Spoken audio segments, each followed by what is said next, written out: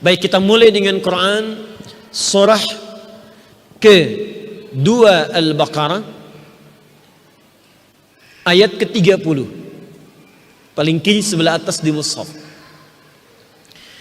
Wa idh qala rabbuka lil malaika inni ja'ilun fil ardi khalifah. Dan ingatlah, pelajarilah, kata Allah. Idh itu bukan sekedar mengingat.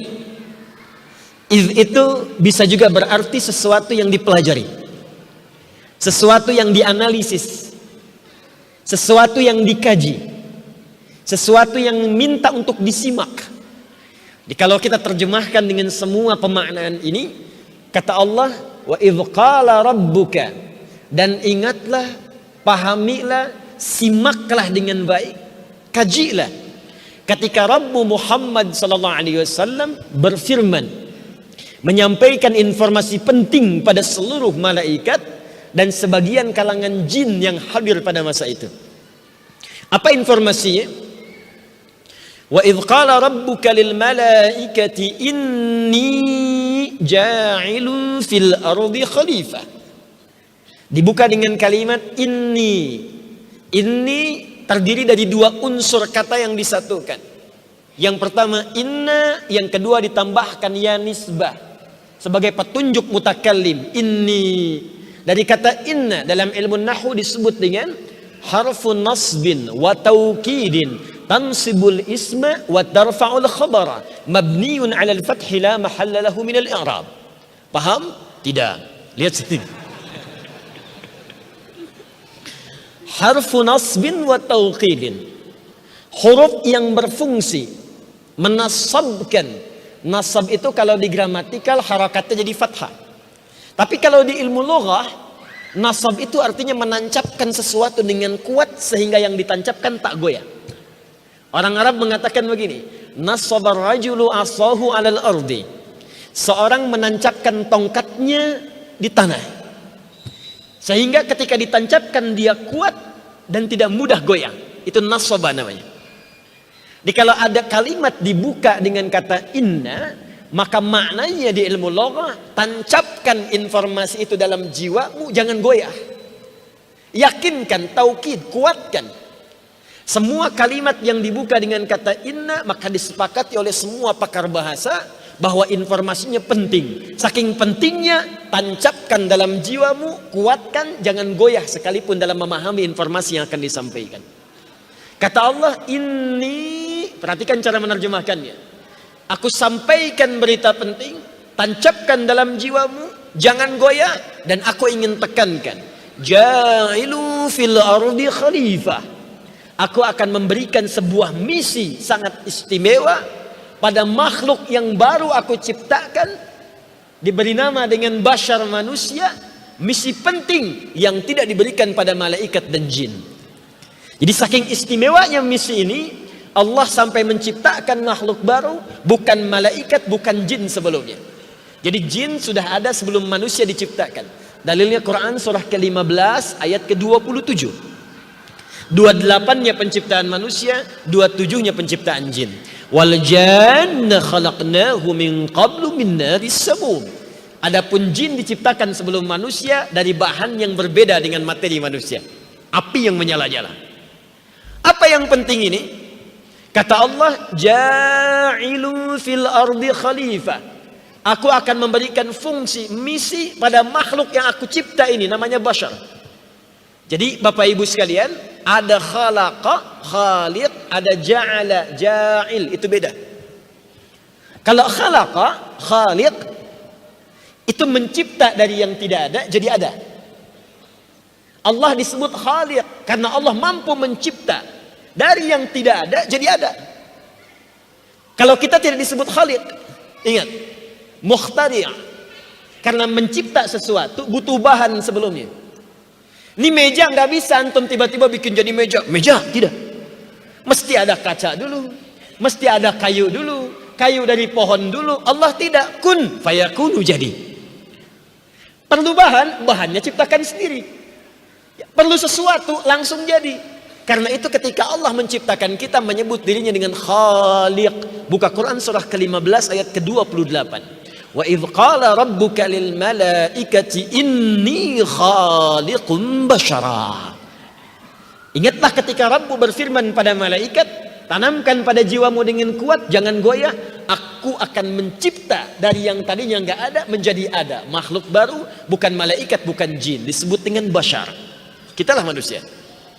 Sedangkan semua ciptaan Allah itu mesti punya fungsi, mesti ada manfaatnya.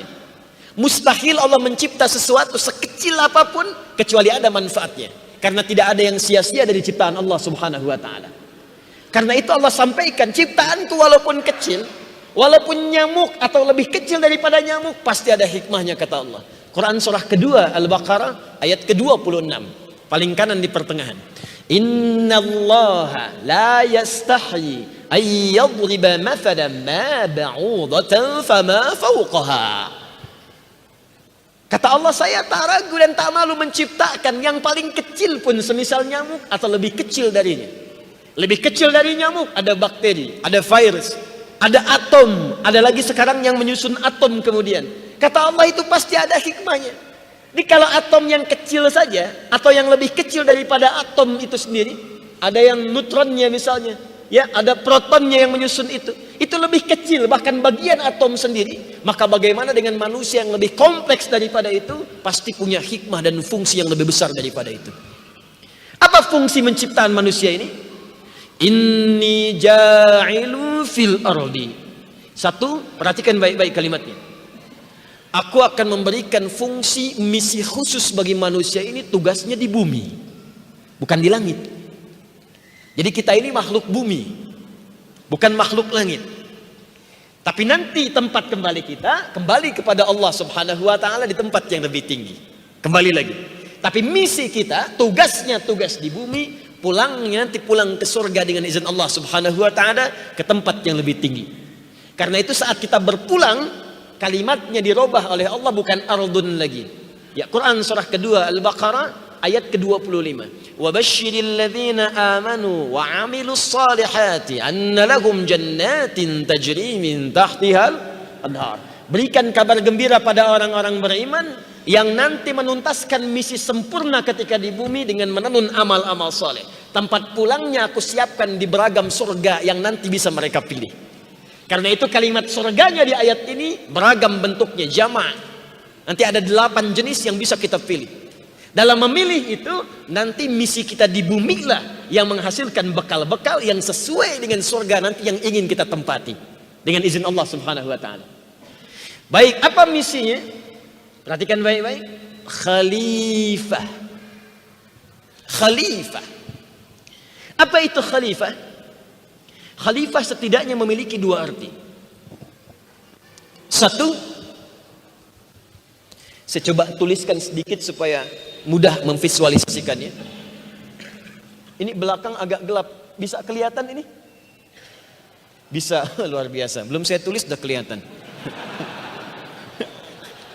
Khalifah sejati itu. Cuman di UP, udah gelap bisa kelihatan. Yang terang aja nggak nampak gitu ya. Masya Allah. Khalifah. Ya. Setidaknya memiliki 2 arti yang utama. Satu, khalifah berasal dari kata khalafa yakhlifu khalifatan. Hal yang saling menggantikan. Sesuatu yang saling melengkapi. Dari kata khalafa. Khalafa ba'dhum ba'dha. Maka orang-orang itu akan saling menggantikan satu dengan yang lainnya. Kenapa misi kita disebutkan saat turun ke bumi ini? Sebagai seorang khalifah, Allah memberikan pesan kepada kita bahwa semua manusia saat menjalani misi itu disebut dengan khalifah karena akan saling menggantikan satu dengan yang lainnya. Ini bagian pertama. Jadi nggak ada yang hidup abadi. Mohon izin, Allah ingin menekankan ketika engkau diturunkan Adam, termasuk anak cucumu kata Allah, maka tidak ada yang akan abadi hidup di bumi. Semua akan saling menggantikan. Bapak meninggal, ganti oleh anak. Anak meninggal, ganti oleh cucu. Karena itu nanti ada turunan-turunan keterangan dalam Al-Quran supaya semua keluarga yang menjalani kehidupan itu, memberikan bekal-bekal pendidikan dan yang kuat kepada generasi-generasi setelahnya supaya dia mampu menghadapi tantangan di masa depan. Turun Quran surah keempat ayat 9 misalnya. Wal yakhshal ladzina law taraku min khalfihim dzurriyyatan dhi'atsa khafu 'alaihim falyattaqullah wal yaqulu qawlan sadida. Fokus. Dan hendaklah setiap keluarga, orang tuanya mesti khawatir kalau meninggalkan anak keturunan, lemah dia. Lemah iman, lemah pendidikan, lemah ilmu. Kenapa? Karena dia akan menghadapi tantangan di masa depan yang lebih kuat dibandingkan dengan tantangan orang tuanya saat dia hidup. Itu amanah Quran, Pak, Bu. Makanya anak-anak nih, mahasiswa sekarang yang hadir saat ini, saya sarankan belajar lebih serius.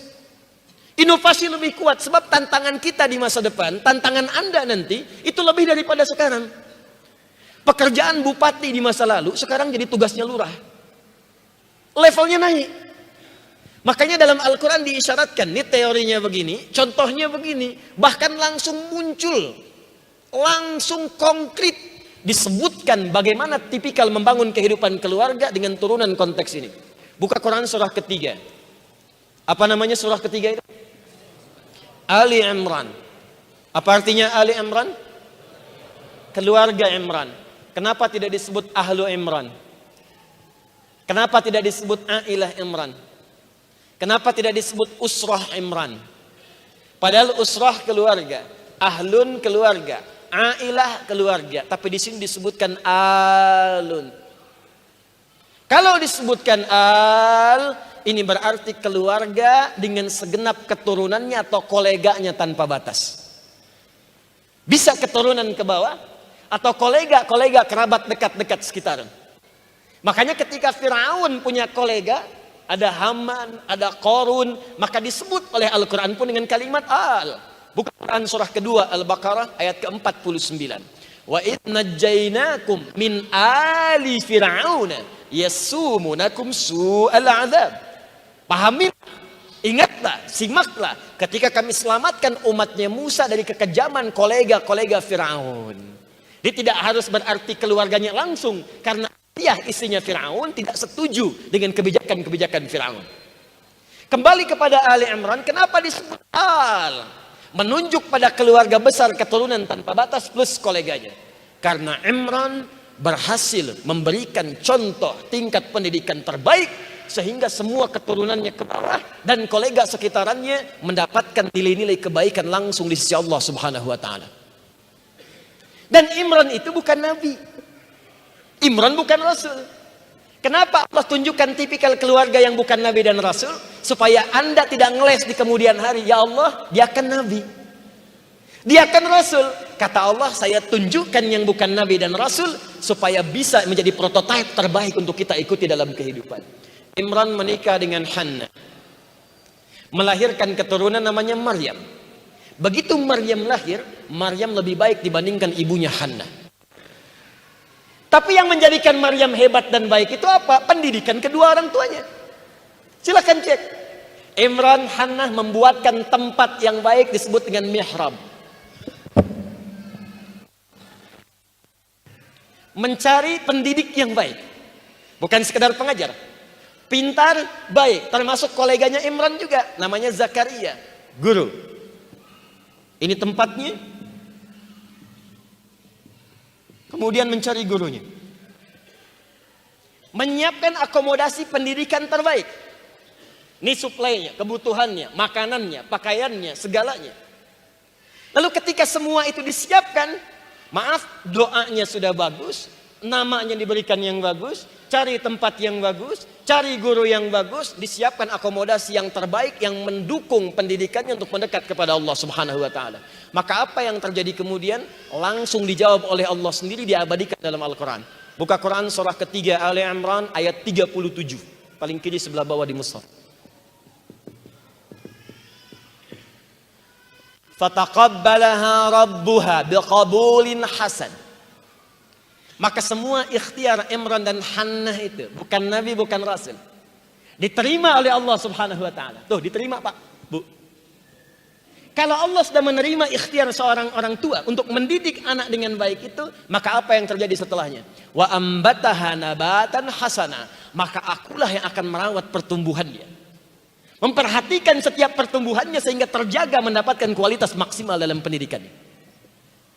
Jadi kalau kita benar-benar menyiapkan sesuai petunjuk Allah, selanjutnya kata Allah, aku yang mudahkan. Jadi bapak ibu nggak capek lagi didik anak, Pak. Ibu mengandung 9 bulan 10 hari. Bapak merawat-rawat kerja sampai peluh keringat. Tapi kan ketika dia keluar dari rumah, siapa yang bisa memastikan anak itu menyentuh makanan yang benar? Siapa yang bisa memastikan dia mendapatkan teman yang baik? Tidak sedikit sekarang anak yang baik di rumah hancur ketika dia bergaul di luar rumah. Kenapa? Karena tidak ada yang membimbing dia mendapatkan hal-hal terbaik dalam hidupnya. Karena tidak ada yang mengawasi dan mengarahkan dia ketika dia jauh dari pengawasan rumahnya. Ketika Anda titipkan kepada Allah, maka Allah tak punya batas dalam perlindungan dan pengawasannya. Maka apa yang terjadi? Perhatikan. Orang-orang yang mengikuti petunjuk Allah dalam menyiapkan generasi terbaik, bukan sekedar dijaga dan diawasi, tapi semua arah dan kebutuhan hidupnya langsung oleh Allah dimuliakan, sehingga orang tua tidak sulit lagi dalam membiayai pendidikannya. Perhatikan kalimatnya. Fataqabbalaha biqabulin hasanin wa ambataha nabatan hasana wa kaffalaha Zakaria. Gurunya Zakaria.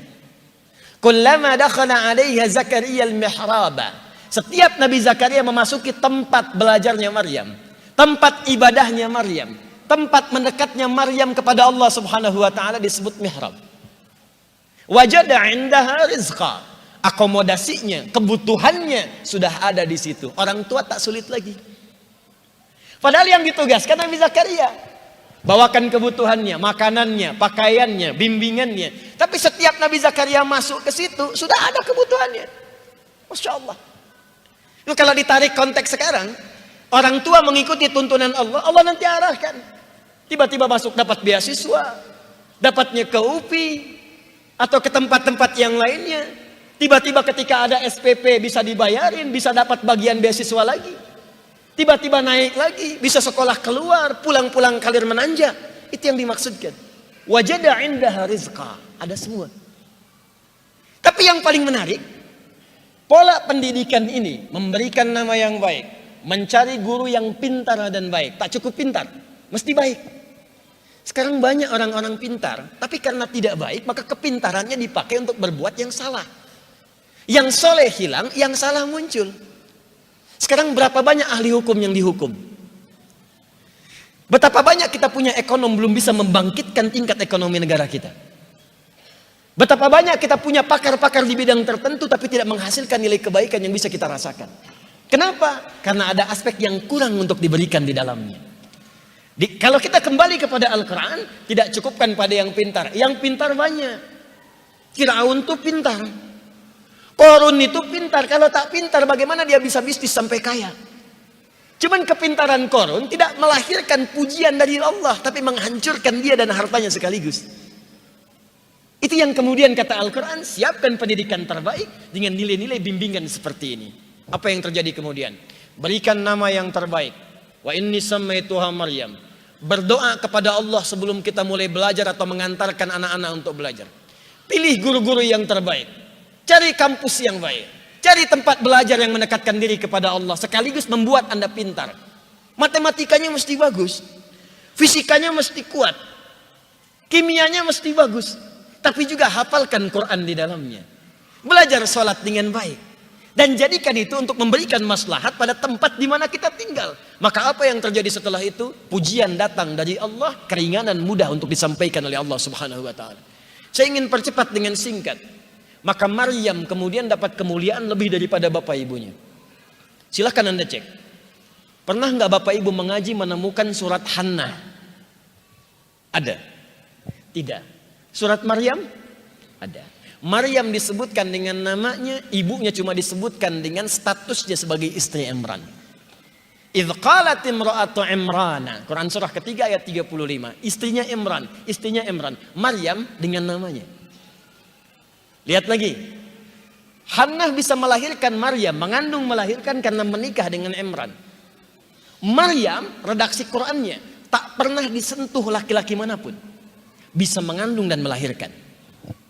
Ingat, redaksi Qurannya tak pernah disentuh laki-laki manapun. Kalau mengandung melahirkan tanpa bapak itu banyak. Tapi yang tak pernah disentuh laki-laki manapun cuman Maryam. Itu poinnya. Makanya redaksi Quran itu diksinya tuh selalu sesuai. Pas, tepat. Jangan ada yang pernah ngaku-ngaku, saya juga Maryam kok. Maryam binti apa? Binti Asep. Makanya di Quran disebutkan namanya plus bintinya. Wa Maryam ibnata Imran. Anak lebih mulia, lebih unggul dibandingkan orang tuanya. Demikian amanah Quran khalifah. Ya, maaf Pak, kenapa harus lebih baik? Karena tantangan di masa Maryam beda dengan di masa Imran. Bapak boleh sekarang hafal Quran cuma 3 juz, siapkan anaknya 30 juz. Anda belum hafal hadis, anaknya mesti hafal. Anda sampai SMA, anaknya sampai kuliah. Anda S1, anaknya S3. Kenapa? Karena tantangan dia di masa depan lebih daripada kita sekarang. Itu misi Quran. Siapkan lagi. Ketika Maryam melahirkan Isa, Isa lebih hebat dibanding ibu dan kakek neneknya. Maryam semulia-mulianya, Nabi bukan. Bukan. Rasul bukan. Bukan. Perempuan salihah yang sangat mulia. Tapi ketika mengandung dan melahirkan Isa alaihi salam, lebih mulia dibanding ibu dan kakek neneknya. Isa Nabi, Maryam bukan. Imran bukan. Isa Rasul, Maryam bukan. Hannah bukan. Bahkan yang paling dahsyat, Maryam lahir baru bisa Isa lahir sudah bisa bicara. Inni Abdullah. Kenapa? Karena tantangan Nabi Isa ke depan tugasnya lebih dahsyat lagi dibandingkan Maryam pada saat itu. Maka itulah ketika kita disebut sebagai khalifah. Itu artinya ada misi-misi besar yang akan saling berganti menjalani itu. Maka siapkan generasi kita untuk meneruskan perjuangan di masa depan dengan tantangan yang lebih multi dibandingkan dengan saat kita hidup saat ini. Paham sampai di sini? Ini bagian pertama, mana khalifah. Yang kedua, saya agak cepat. Khalifah juga dari akar yang sama, khalafah bisa berarti sesuatu yang lekat dengan manfaat. Hal yang bermanfaat, yang baik. Juga berarti hal yang mengandung kesuksesan. Sukses. Juga berarti hal yang mengandung kebahagiaan. Banyak maknanya ini. Di bahasa Arab itu satu kalimat tuh bisa luar biasa banyak maknanya. Bahkan ada satu kata dalam bahasa Arab itu yang saat diteliti maknanya lebih daripada 1000. Satu lafaz, satu kata. Ain misalnya, ain. Itu banyak maknanya. Apa ain artinya? Ainun, mata. Kalau mata-mata, ain-ain.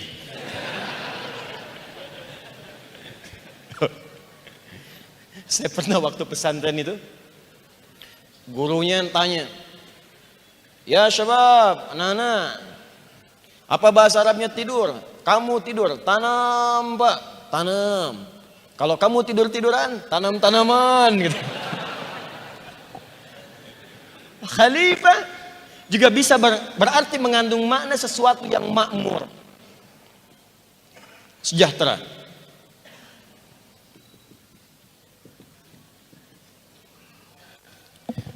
Kalau kita batasi sampai sini dulu, kita kumpulkan maknanya. Seakan-akan Allah ingin memberikan isyarat kepada kita. Perhatikan, dahsyatnya misi ini. Sampai Allah menugaskan kita, bukan jin. Jin gak sanggup pak. Malaikat gak sanggup. Makanya yang dipilih kita dan diberikan bekal-bekal untuk mewujudkan nilai-nilai dan fungsi dan misi ini. Pertama kata Allah, khalifah, inni ja'ilun fil ardi khalifah. Apa maknanya selain akan saling menggantikan sebagai pesan tadi yang disampaikan saat bagian pertama? Yang kedua, khalifah punya arti sesuatu yang bermanfaat. Sesuatu yang baik. Seakan-akan Allah mengatakan kepada kita, hei, tidaklah aku turunkan engkau di bumi kecuali untuk melahirkan semua aktivitas yang bermanfaat. Yang baik-baik. Ayo makmurkan bumi itu, bangun bumi. Bikin ini, bikin itu. Sukseskan dalam pekerjaanmu. Hiduplah dengan bahagia. Makanya ketika Adam pertama diturunkan ke bumi, itu saat turun itu, langsung disertakan statement Allah. Adam, turun kamu itu aku berikan pedoman. Yang kalau kamu ikuti pedoman membangun misi khalifah itu, aku jamin kata Allah, hidupmu dan semua keturunanmu semuanya akan tenang dan bahagia. Misi kita itu misi bahagia. Misi kesuksesan. Misi kemakmuran. Buka Quran surah kedua ayat 38. Pelan-pelan ya. Paling kanan sebelah atas. Qul nahbitu minha jami'a. Sekarang Adam, Hawa semua turun ke bumi. Tugas dimulai. Misi akan diawali. Dapat pelatihan di surga sementara. Diberikan kemudian oleh Allah keterangan-keterangannya. Ini yang boleh, ini yang tak boleh. Hati-hati ada makhluk penggoda. Namanya iblis. Saat menggoda disebut dengan setan. Latihannya sudah lengkap. Makanya nanti ketika turun ke bumi sudah tahu. Yang goda nanti setan begini nih. Saat dia menggoda caranya begini. Menjauhinya seperti ini. Ketika siap semuanya turunlah ke bumi. Dan surganya Adam bukan surga yang akan kita tempati nanti. Karena di surga yang akan kita tempati tak ada lagi ujian. Tak ada lagi cobaan. Surganya Adam ada ujian. Ya, Quran surah kedua ayat 35. Wa qulna ya Adam uskun anta wa zawjukal jannah. Wa kula minha ragadan haitsu syi'tuma wa la taqraba. Masih ada ujian. Hadhihi syajarata fatakuna minadh dhalimin. Adam dan Hawa masuk ke surga, silakan. Nikmati semuanya di sana. Cuma jangan dekati pohon yang ini. Masih ada perintah. Masih ada larangan di dalamnya. Surga kita kelak tak ada perintah, tak ada larangan. Jangan pernah berharap mudah-mudahan di surga nanti saya bisa tahajud terlampau soleh. Gak usah. Gak ada perintah, gak ada larangan. Ya. Kalau gitu bisa Ustadz merokok di surga nanti. Ya silahkan ambil apinya di neraka. Ya. Baik, balik. Nah, ketika turun itu kalimatnya belum selesai. Silakan lihat kalimatnya. Fa imma ya'tiyannakum minni huda. Adam, Hawa, nanti saat kamu turun ke bumi, aku berikan petunjuk, pedoman jadi khalifah. Ini ada pedomannya, ada petunjuknya. Faman tabi'a hudai. Kalau petunjukku itu untuk membimbing kau jadi khalifah yang baik, engkau ikuti, fala khaufun 'alaihim wa lahum yahzanun.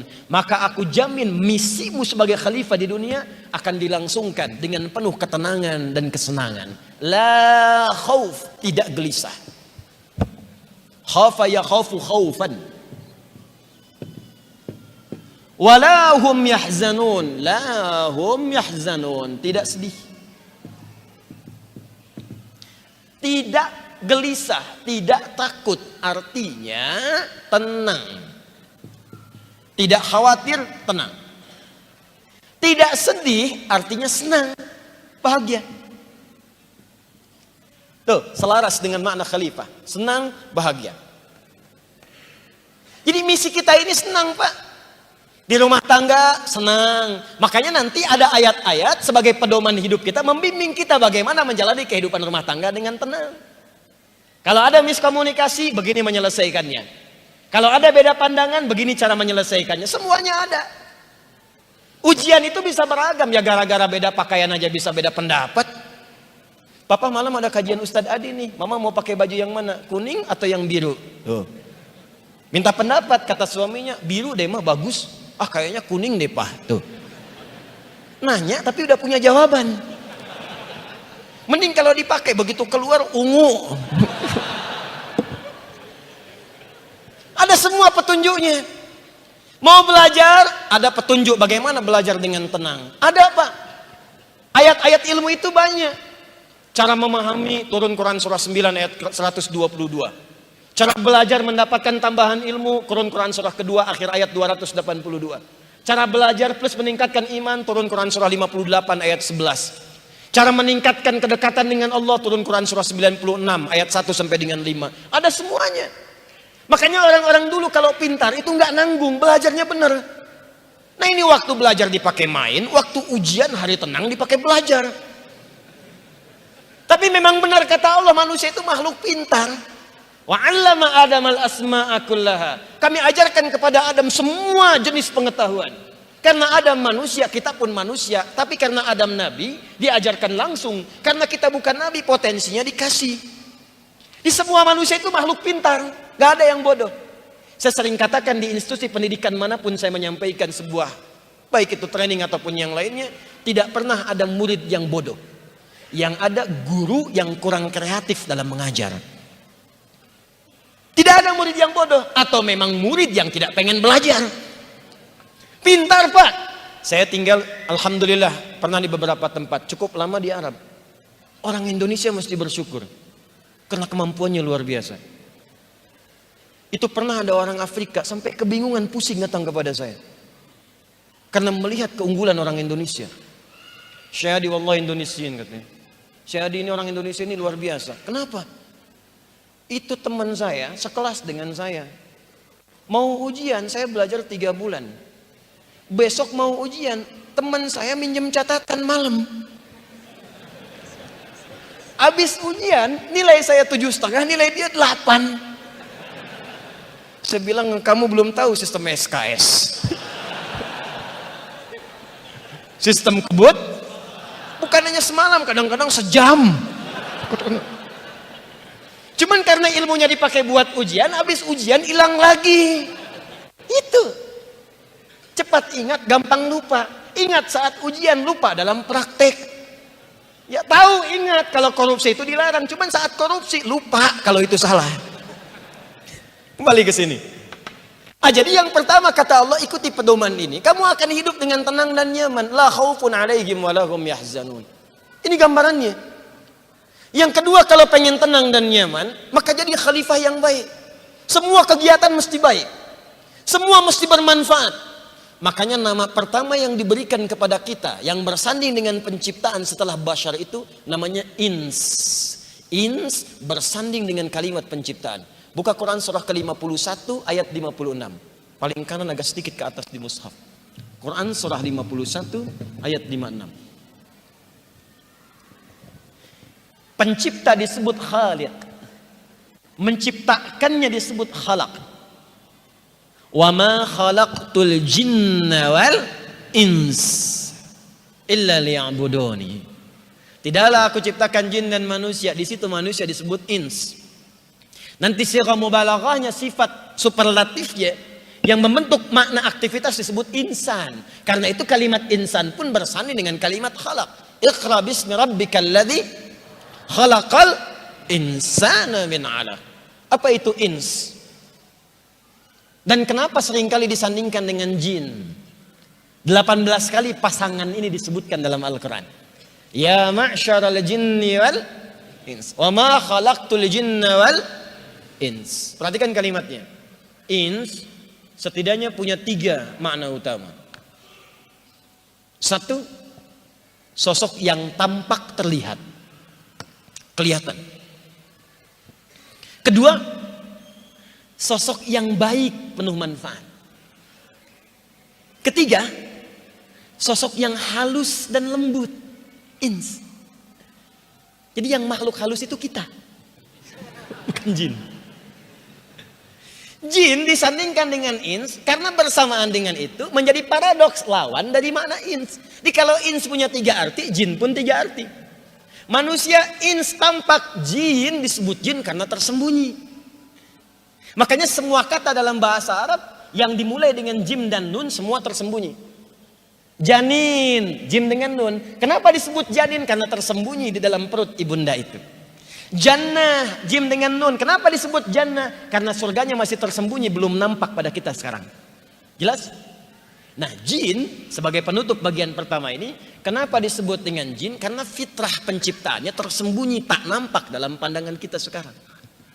Makanya kalau ada jin melakukan penampakan, itu jin sedang kena masalah. Sedang keluar dari fitrah. Apalagi manusia-manusia pencari-cari penampakan jin. Itu sedang penuh dengan persoalan, itu orang gak normal. Sebaliknya, jin tak tampak, manusia tampak, kelihatan. Ke kampus kelihatan, dosen muncul, di rumah kelihatan. Makanya kalau ada manusia yang senang sembunyi-sembunyi, itu artinya sama dengan bukan, sama dengan sedang keluar dari fitrahnya, sedang punya masalah itu. Ke masjid sembunyi-sembunyi, udah tahu ke rumah ada pintu depan lewat jendela. Buka WhatsApp istri, suami sembunyi-sembunyi. Pasti punya masalah. Tapi persoalannya, kenapa kemudian disebut ins dengan makna lembut, halus dan baik, sementara jin disebut dengan jin memiliki makna kebalikannya? Apa hikmah di balik ini semua? Kita nanti akan dengarkan setelah menunaikan salat Isya berjamaah insyaallah. Subhanakallahumma wa bihamdika asyhadu an la ilaha illa anta astaghfiruka wa atubu ilaik. Assalamualaikum warahmatullahi wabarakatuh.